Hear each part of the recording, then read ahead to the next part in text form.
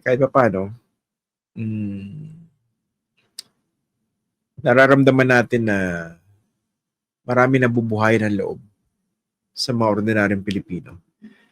Alam natin na merong spontaneous combustion of hope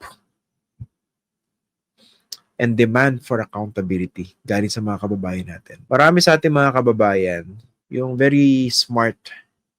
Hindi nila iniisip na hindi, kakampi lang ako dito kasi mukhang ito yung nagsasabi ng totoo. Kakampi ako rito kasi mukhang maayos itong posisyon nitong politiko na ito. Wise na tayo eh. Alam natin na laban to ng team kadiliman at team kasamaan. Parehong maitim ang mga budhi.